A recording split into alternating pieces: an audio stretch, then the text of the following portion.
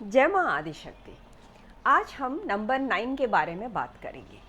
जब मैं नंबर 9 के बारे में बोलती हूँ तो नंबर 9 प्लैनेटरी पोजीशंस में हम लोगों के मंगल ग्रह को बताता है।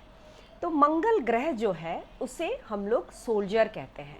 मैंने पहले भी कई बार आपको ये चीज़ बताई है कि सारे प्लैनेट्स हमारे कोई ना कोई कैरेक्टरिस्टिक्स को लेके रूलिंग प्लैनेट में रहते हैं।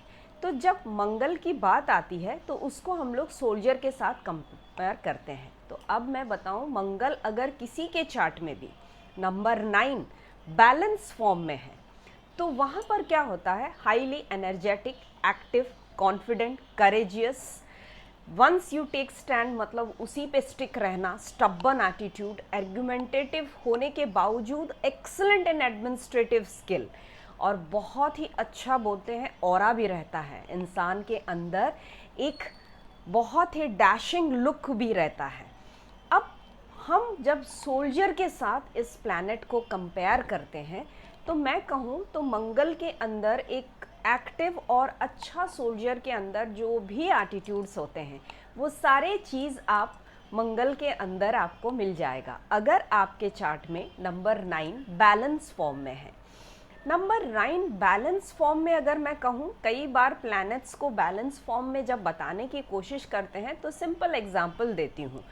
सूरज विंटर में जब निकलता है तो सर्दी में सूरज जब हम लोग बाहर खड़े भी रहते हैं तो सुबह से शाम तक खड़े हो सकते हैं, we feel much more comfortable.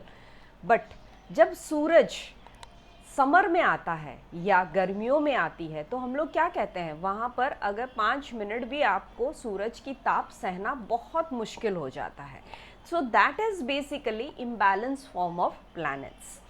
तो अगर मंगल आपके चार्ट में बैलेंस फॉर्म में है तो आपके अंदर सारी अच्छी अच्छी क्वालिटी रहती है, like a soldier, active, courageous, confident, participate in everything, most good administration, बहुत अच्छा मतलब helping attitude, as for your a dynamic soul, take a stand मतलब stick to that, and stubborn nature भी रहती है। एंड अगर मैं बोलूँ इसमें लीडरशिप क्वालिटी भी एक इंसान के अंदर बहुत अच्छा आता है। लेकिन मंगल जब इम्बैलेंस फॉर्म में हो मतलब दो दो ठो सोल्जर आपके अंदर चल रहा है तो वहाँ पर क्या होता है, हम लोग चाहकर भी कई बार फेस करते हैं फ्रस्ट्रेशन, ना चाहते हुए भी एंगर एकदम वोल्कानों की तरफ फटेगा। अगर आपके चार्ट में इमोशनल प्लैनेट्स पहले से हैं तो मंगल वोल्कानों की तरफ फटने के बजाय अंदर ही अंदर आपका युद्ध करता रहेगा। जब इंसान के अंदर दो दो ठो सोल्जर युद्ध करेंगे तो क्या बोलेगा, एक सोल्जर बोलेगा हाँ तो दूसरा बोलेगा ना, तो ये कंटिन्यूसली उनके अंदर एक युद्ध चलता है।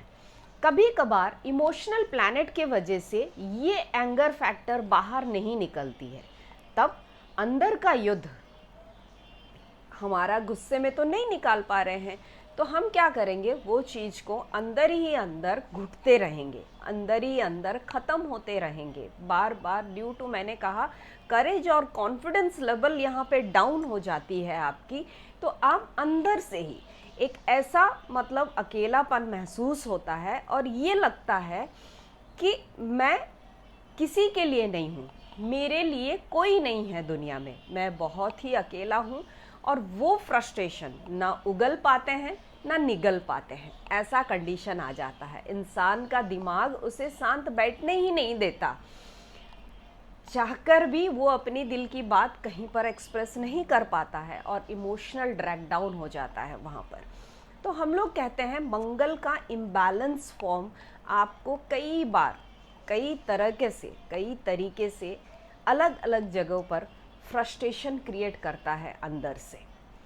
अब आर्ग्यूमेंट अगर करने लगे, इमोशनल प्लैनेट नहीं है तो इरिटेशन लेवल तक चला जाता है, वोल्केनो की तरफ फटे तो तथास्तु बोलकर सारी चीज़ भस्म कर देते हैं वहाँ पर।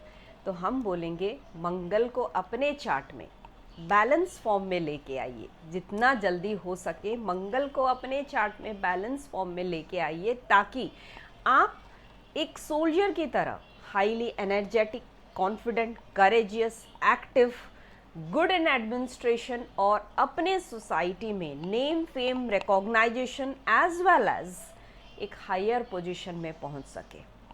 जय मां आदिशक्ति।